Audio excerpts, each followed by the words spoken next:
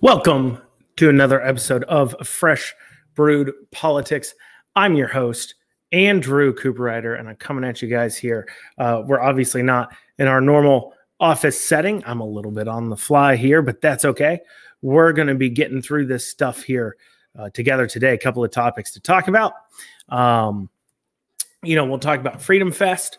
We'll also talk about the Beshear big old check bull hickey going on. That's what I'm calling it. Of course, Charles Booker declares he's running for Senate, of which nobody is shocked.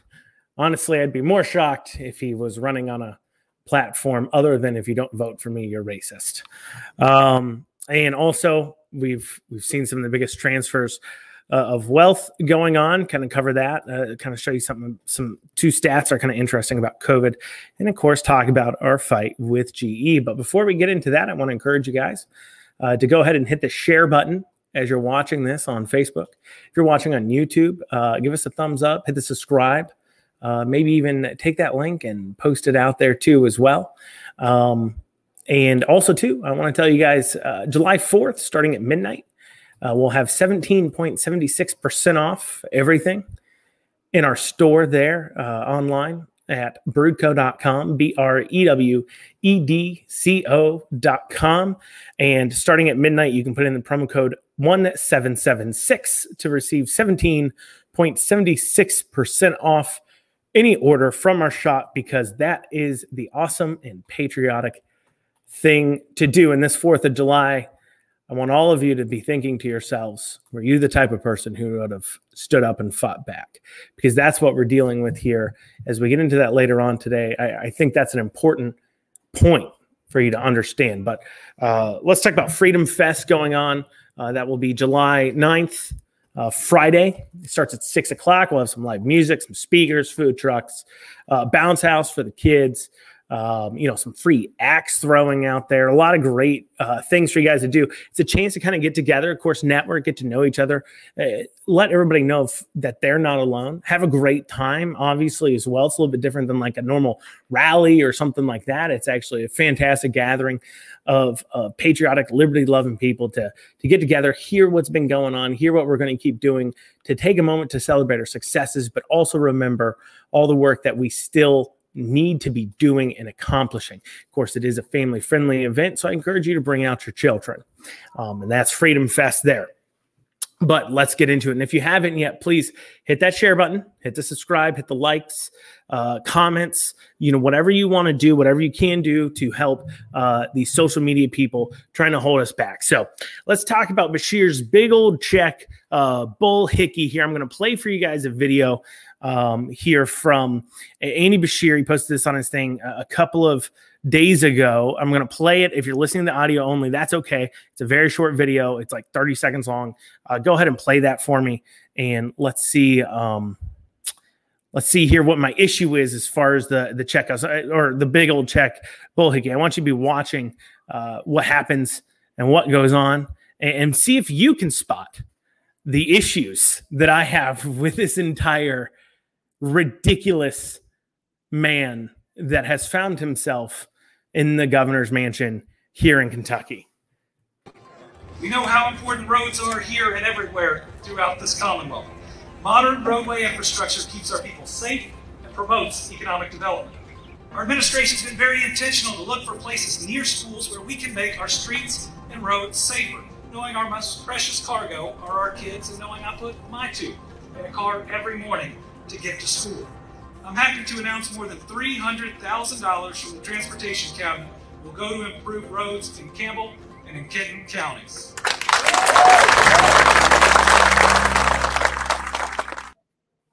All right, so let me tell you what my issues are. Okay, first, the post surrounding this, and even what he's saying. He acts like, and this is the entire thing, and I'm seeing this get worse. Of course, Beshear is one of the worst in Kentucky, so I'm seeing this get worse and worse, is these politicians acting like by them doing their job, they're doing you a favor. Here's the deal.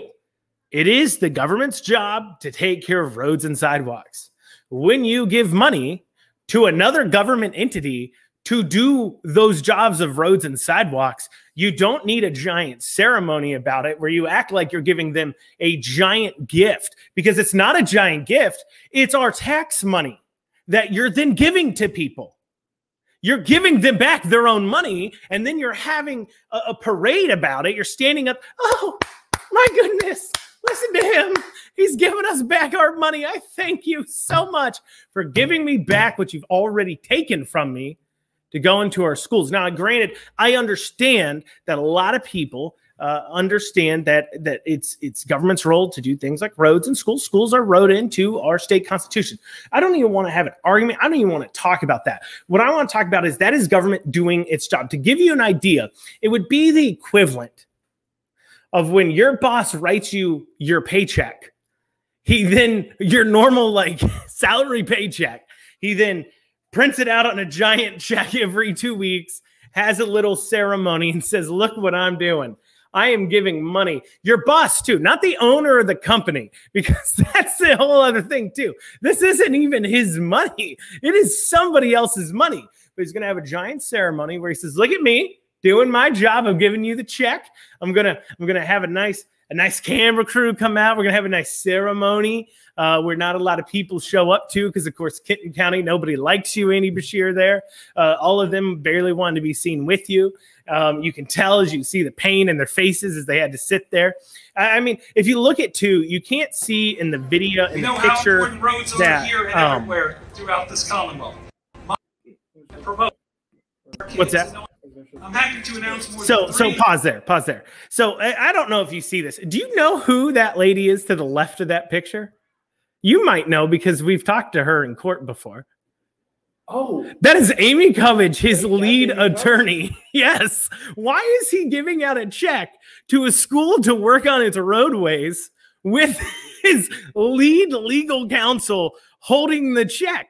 Maybe somebody from the transportation cabinet. And honestly, I don't know who the balder guy is on the right. Maybe he's from transportation cabinet. Though if he's having his attorney there to hand out the check, it wouldn't surprise me if the guy to his right is also actually his KSP bodyguard that he drug up there to fill in because he couldn't get enough people that wanted to take a photograph with him. But let's also look at this check, okay? Now, if you look at the check, top left-hand corner, where it says who the check is from, does it say from the Kentucky taxpayer? No.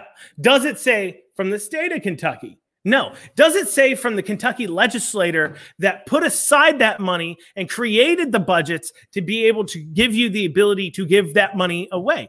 No. Who's it say? Governor Andy Beshear, 700 Capitol Avenue, Suite 100, Frankfort, KY 40601. The type of the check where it's supposed to say like the company name or the entity name or whatever, it says his name. The governor's office isn't the one giving the money. This is coming out of the Department of Transportation, the highway safety or whatever, the Kentucky State Roads Fund. That's where it's coming from. It's not coming out of his fund. It's not coming out of Beshear's money. And that is so weird. This is like, and not only that, this is to give you guys an idea who can't see it. It's the kind of thing you expect when you have some company like Alltech or Coca-Cola giving $5,000 to cancer research, right? And they stand up there, they do their big check, and yeah, they raise $5,000, and it's a good tax write-off. And at the same time, it's doing good stuff. But at the same time, they can take the picture and use that promotional material to say, look at how much we care. Look at that, right? And yet you had the same exact thing going on with a man who is just doing his job to hand out road fund funds, who has his name at the top of the check, like it's coming from Governor Andy Beshear, not you, the taxpayer, but Governor Beshear, for Campbell County School District Safety Project. And at the bottom right-hand corner, it says Andy Beshear. He signed it. Now, I would have to imagine most of the time checks coming out of the state government don't have Andy Beshear's signature on it. I'm not saying this. I'm going to tell you, I guarantee you that if you're getting paid by the Department of Transportation, is it Department of Transportation, Highway Safety? Kentucky Transportation Cabinet, thank you. KYTC.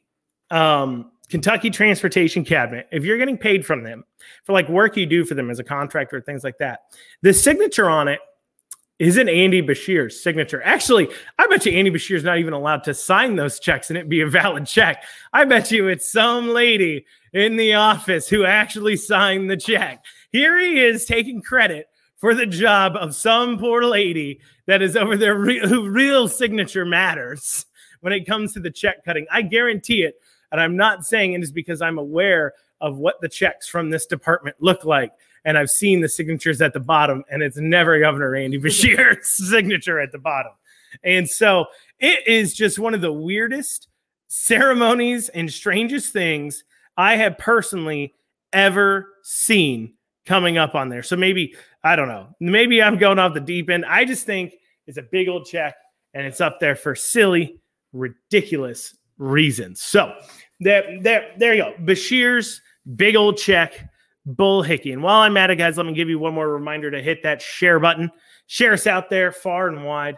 If you're on YouTube, once again, hit the subscribe button. If you're catching this on a replay, feel free. You can also listen to this in the podcast form on Apple and Spotify. Charles Booker makes a declaration. He says, "I'm running for Senate." To which all of Kentucky said, "I thought you announced already."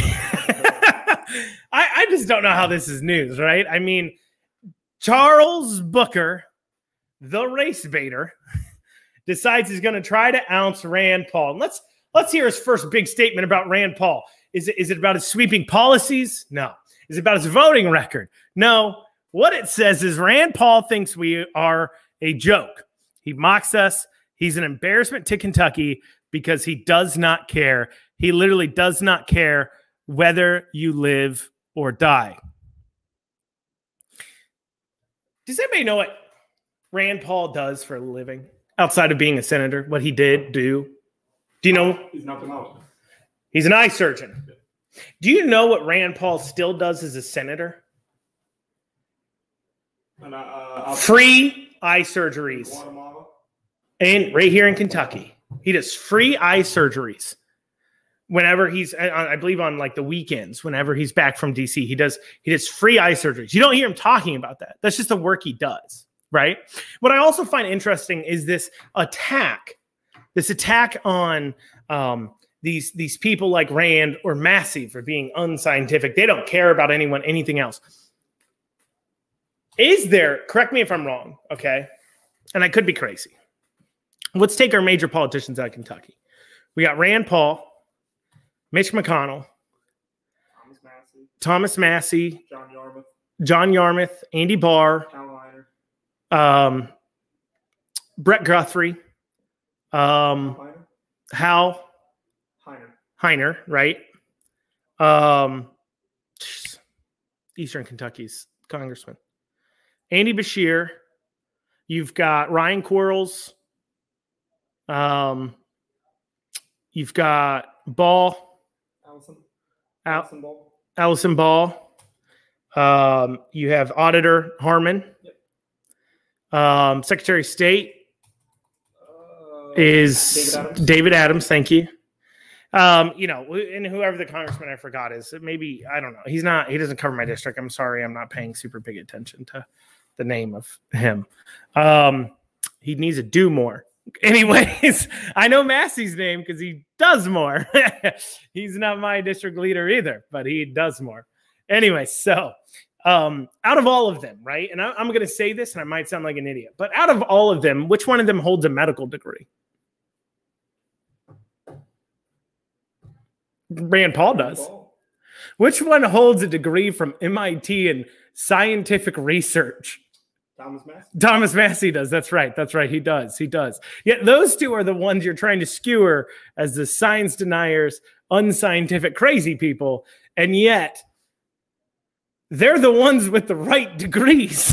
Like, if they weren't in office, it would not be unreasonable for at least Thomas Massie to be this expert that we're asking about what do we do, to be the data expert, to create policy for us to know what to do in response to COVID. He would literally fall right in line with that. Hal Rogers, that's right. Hal Rogers Parkway, that's right. He named that road after him. How gaudy. Anyways, I'm sorry, Hal Rogers. I didn't mean to say that about you. I did. Don't name roads after yourself.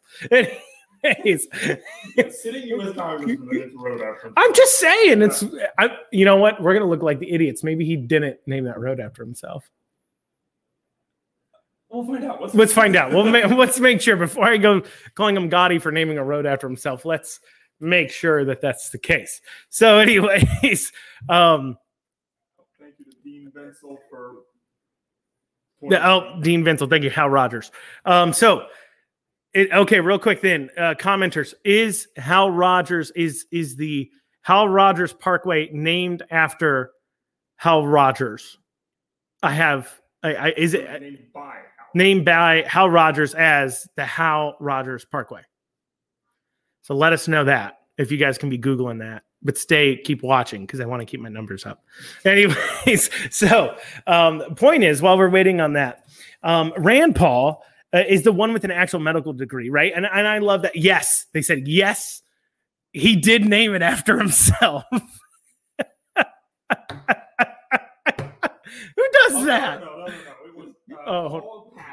Okay, Paul Patton. The former governor, or one of the former governors from a while back, don't know what year. Okay. Renamed the Daniel Boone Parkway the Hal Rogers Parkway because he removed the tolls. Okay. Well, hey, that's a good. You know what? If he wants to remove the tolls, I am getting down with. I will name my street after him if he wants to remove the tolls. Never mind. Hal Rogers, I take it back. You didn't name it after yourself, and it was a thank you for getting rid of the tolls on the highway. That is a fantastic.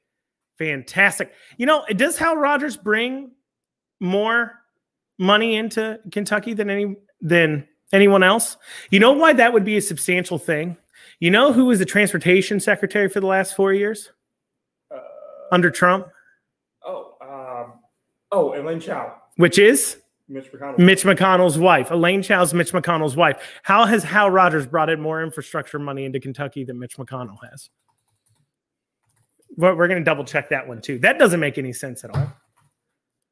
Anyways. Sorry, guys. We're getting off track here. We've gone down to the weeds. Charles Booker. That's who we were talking about. Charles Booker. Oh, Tony Ruckles says that the toll was already removed. But your research had said they named it after him for removing the toll. Well, how could a congressman remove the toll on the parkway? Oh, was he not the congressman at the I don't know, guys. Now I sound like an idiot. I do not know enough about Hal Rogers to be talking about him. We're going to research on this. We will follow up on this. If anybody listening wants to send me, if Hal Rogers himself wants to reach out and be on the podcast and clear this up with me about him, I will gladly have on Hal Rogers. So somebody let him know that this is Andrew Cooperrider. A fairly popular search term. Is Daniel Boone Parkway renamed by Hal Rogers? Oh, it is. So okay. Do look this up. Okay. I'm not crazy that I'm wondering these things as I sit here today. Anyway, so back to Charles Booker. And so you famously had Rand Paul and Governor Beshear having a face-off about COVID. Face-off about COVID, right? About what the science is behind the mask.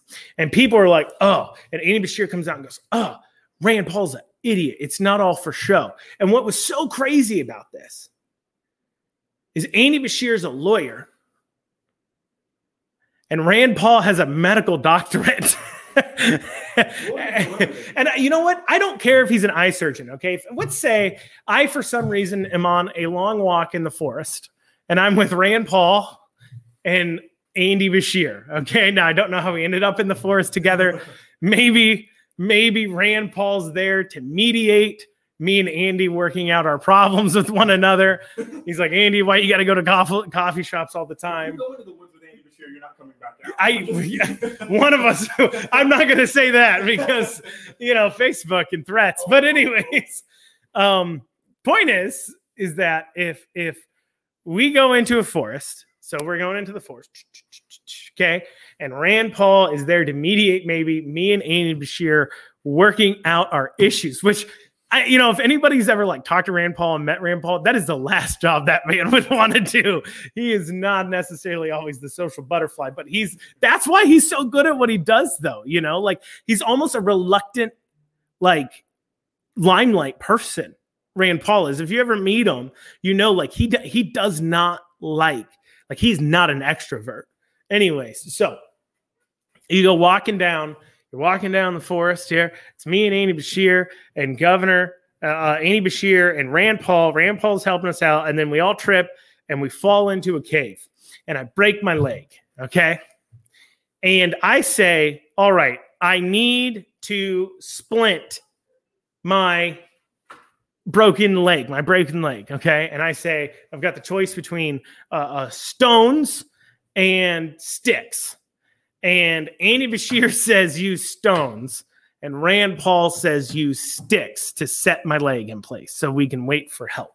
Okay, so I can limp on out of there. Now, one may only be an eye surgeon, but he did have to have some basic medicine to like know what to do in a surgery, like, because you put your people under general anesthesia, and of course there's an anesthesiologist that's there in the room, watching everything, and everything else. I understand that, but he's got to know what to do in those situations, right? And he has to have had more than just even a basic first aid training when it comes to things like my broken leg, surely by coming to medical school, right? But more importantly, one has a doctor at the front, meaning a medical doctor too, not, like Jill Biden, a doctorate of education, okay, like a medical doctor. So I break my leg.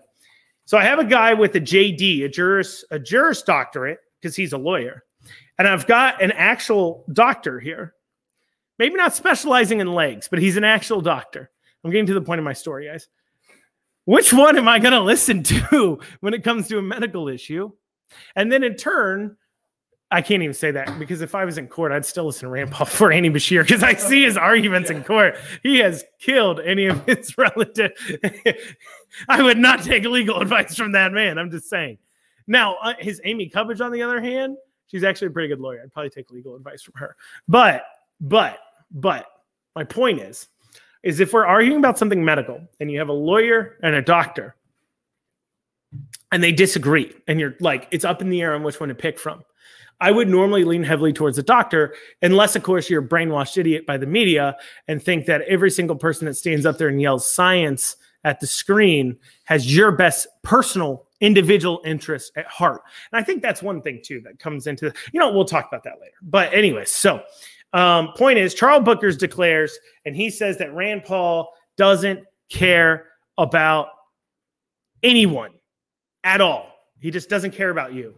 He doesn't care. But Charles Booker, he will care about you. Charles, I don't want my government to care about me. I just want you to leave me alone. Okay? Don't care. I want you to be apathetic. I want you to have zero emotion towards me as a human being and as a person. I want you out of my life. I don't want you to care. I don't want you to take care of me. I just want you out of my life. All right, there we go. There's my message to Charles Booker, which long analogy in there about other people, and we got off in the weeds. I apologize, guys. Going back over into it, though, however, let's see here. Let's talk about Booker declares. Okay, let's talk about the transfer of wealth. Let's talk about big corporations. Let's talk about how we deal with this, right? So a lot of people think to themselves when they hear us speak about government, getting government out of the way and everything else, they're worried about corporations, big corporations kind of leading the way. Well, let me show you two headlines regarding COVID and wealth. Go ahead. Workers lost $3.7 trillion in earnings during the pandemic. Women and Gen Z saw the biggest losses. Wrote one day later, world's billionaires get richer by $3.9 trillion during the pandemic. So the workers lost 3.7 trillion, billionaires gained 3.9 trillion. Now, that seems like a transfer of wealth to me. Seems like it. Now, a lot of people say, well, big old mean corporations, what are we going to do about it? We need to turn to the government. Which party wants the government? Well, I can't say that because there's some Republicans that want the government bigger. But follow me here, okay? The people who preach the most, big old angry corporations, and they tell you about how you need a minimum wage. You need unions. You need regulations. You need labor laws. You need every single one of these government regulations to keep you safe, keep you well paid, make sure the playing field is even. The party that tells you that, let me ask you guys, which party do the corporations give more money to? Which party that runs on that? See, Republicans don't run on that. Republicans run on, right now they run on small government. That doesn't mean they're going to follow through with that, but they do at least run on it. Democrats, on the other hand, they run on ideas that say your government needs to be larger to protect you from those evil corporations. Now, who do they vote for? Who do the corporations put more money behind? Who do they show more allegiances to when they comes Pride Month and they need to make their obligatory change of logos? I'll give you an example of one change of logo. This one came across us as we were looking at something, was Lamar, which is a billboard company. And Lamar, the billboard company, puts up a billboard saying, or on their website, they had a pride flag, the new one though, that there's brown people and black people in it. Like that's what the last two stripes represent. So like they have welded like apparently now if you are that new flag doesn't make sense to me either, because if you're black and brown, that doesn't guarantee you agree on LGBTQ issues at all. In fact, I read a study one time that said in the black community is actually the most anti-gay, anti-transgender. I don't know if that's true, though. I read a study one time that said that a couple of years ago. Maybe it's changed, though. I think they took it off their website. Did they take it down? Yeah. Oh, gosh. They took it down. Lamar took it down. We just looked at it yesterday. But, but that's weird about the new flag, though, the black and brown stripes. So, like, you're just assuming all black people or brown people agree with LGBTQ rights issues. Like, that's kind of wrong to just assume that, and you're robbing them of their individualism. Of course, though, that's what the left does. You're not allowed to be an individual that somehow thinks differently than other people of your same skin color or ilk, unless you're white. That's a white privilege the Democrats just hand out. White is the only skin color where who you're going to vote for isn't guaranteed amongst the thought processes of the leftists. Isn't that interesting? What a privilege they have given us, that because we're white, we're allowed to choose who we want to vote for compared to everybody else. But remember, guys, we're the racist ones. Anyway, so, but they advertise this thing, they blah, blah, blah, right? And what's just real ironic about it is they're one of these large billboard companies. And I know for a fact they've taken money from candidates that at least some would consider anti-LGBTQ, right? But they'll still throw up that. Who are they throwing that up for? They're not throwing it up for conservatives. In fact, Burger King, they did their chicken sandwich. They did this chicken sandwich making fun of Chick-fil-A. And for everyone bought, they donate money to LGBTQ issues to kind of like throw it in the face of Chick-fil-A. Like Chick-fil-A cares. Like Chick-fil-A doesn't care. You misunderstand how Chick-fil-A feels. They just don't want to give their money to those issues. But that doesn't mean that they care about stomping those people out or anything. I mean, it's more apathetic, really. But anyway, so... Oh, you found the billboard? Yeah, show that website there. And so, but they put this up and they've clearly taken money from people who people on the left would consider to be anti-whatever. But they don't have to pay homage to those individuals. They pay this homage to the left. They pay this homage. They give them their money and everything else. Now I say, why are they doing that? Aren't they the ones that preach evil corporations? Well, guys, in case you haven't figured this out by now, you got to take down the workers thing. There you go. How Lamar Advertising is celebrating Pride Month in York and Lancaster. Love is love, and they have the new Pride flag with the black and brown stripes. That is a hideous flag. You've never seen that flag before? That's the flag that got approved. I never noticed the black and brown. No. That flag, that specific flag is now approved to fly at all of our embassies. Yeah, that is the flag that they approved to fly at our embassies. Like government buildings can fly that flag, which is clear. That is the equivalent of flying like a Democrat Party flag. Yeah. I mean, it is. I don't care what you say. It is. It is. Because that flag, especially because you've included the black and brown stripes. I mean, you're representing CRT in that, which we all know there's a big groundswell against. And this is so divisive stuff, too. I mean, this is what drives us apart. When your government's picking sides of an argument, that really the true answer for both sides to get along on this kind of stuff, is to get government out of your lives. If you got government out of your lives, it wouldn't matter to anybody else what you do with your time, who you go home with, what you look like, whatever, everything else. It doesn't matter to me. The only reason why this is a social struggle that for the left and right is worth fighting over is because there's a ring of power in the middle called the government that you can wield over the other side. If we just shrank the size of government, it wouldn't matter how anybody else felt about these issues. You know, me as a Christian conservative, I can detach the fact that what I personally believe in, I don't want enforced on other people because I don't want my government with guns to enforce it upon them. But anyways, sorry. I digress from that tangent. Point is who's doing it? Well, it's these corporations. Why? These government regulations that the left is doing benefits them. It benefits them. Where do you think all the stimmy checks go?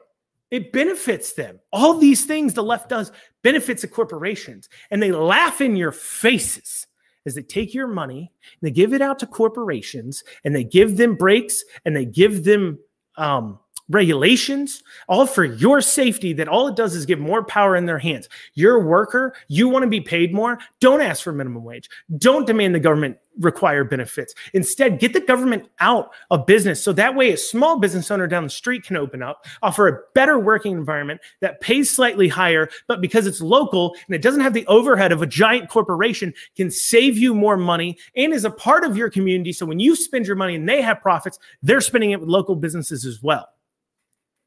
But instead, because you care, you keep voting for the party that actually makes that not possible, to where you're actually beholden to the corporations. You don't have freedom of choice anymore because they've choked out all the small businesses that you can actually talk to the owner of. You can talk to the person who has invested their life into it. Say, hey, as a staff, this is kind of what we want. Can we have a dialogue here? Corporations, you don't get a dialogue. And the reason why that's important is we'll go over to our GE thing. So GE is doing a max or vaxxed or mask thing. As you guys know, you go to freedomfight.us/GE, send them an email telling them how you feel. We canned one in there. We put a pre-packaged email in there. You can just hit send on if you want. But what they're doing is they're saying, hey, you got to be max or vax. And listen, I know there's a lot of places doing this too as well. And it's a problem. So what we're trying to do is we're trying to build up our network of patriots all around this country that view this issue the same way we do. It is clear that a collusion with corporations and government that's been going on for a long time is what's behind a lot of this. This company here is in Kentucky. Kentucky has no mask mandate. This company has decided to diverge off of government regulations, forced mandates, to make their own mandates because now they've decided they're experts in science as well. Now, I don't need to go over with you guys. We all know there's conflicting studies on these things back and forth, and that's the fun thing is you can go back and forth on these issues and produce very viable, very true data. But what's funny is like I said, if you look at the Boone County court hearing, the judge ruled that something like wearing a mask is as effective as putting up a chain link fence to keep out mosquitoes. That was the judge's exact words in the ruling. Has yet to be appealed. So GE decides, hey, we're going to do this. I know Buffalo Trace has done it. I know Toyota is doing it or has done it. Amazon. The idea, though, is we can get a bunch of patriots together. We can start to make real change. Now you say, how many does it take? Not that many. Right now we have 800 emails, about 800 people that have sent an email. Go on there, follow the link, encourage others, send those emails. Because I think once we get to about 2,000 emails sent, we can now start working together with that group that are the people who are willing to stand up. And that goes to what I was talking about. I was talking about this 4th of July. Are you the kind of person willing to fight for it? It's simple to send an email. But what it does is it creates a network that then we can turn around and say, all right, now on this date, on these days, let's now start a calling campaign.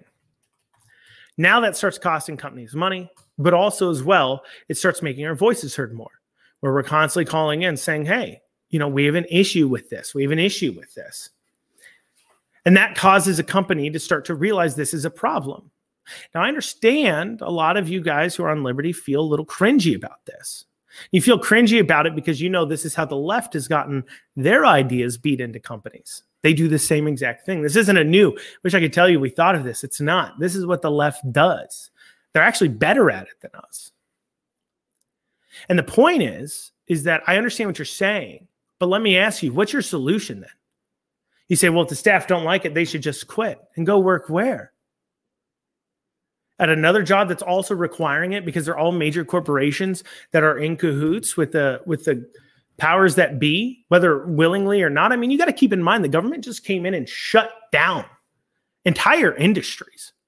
If the government comes to you and you're not willing, you're just trying to survive as a business and says, can you help us out? Can you require your staff to be vaccinated? Essentially what they're doing. Why would you say no? Your profit incentive seems to be coming from the government, unless you can make a better profit incentive to listen to the customers, the actual people who spend the money. It's not just easy for people to decide to leave and go somewhere else. We know this. I was reading a study. I can't say it's corroborated. Can't say it's peer reviewed. That's why I haven't posted about it. But if this is true, according to this study, it said over 26% of people who've been vaccinated have said they in somehow, shape, or form have been coerced into doing it. Meaning that because their work required it or just made their lives easier because of some other requirement. It doesn't sit right with me. So please get involved. Ask yourself this question this 4th of July. Would you have been one of the people who stand up and fight back? Because if you are, I want you to send that email, freedomfight.us/GE. So we can start to build out that network, share it with people, so we can start making a real change that doesn't involve more government regulation to get our way, that when people who disagree with our viewpoints take over, they can't use it against us. We'll find out on this one.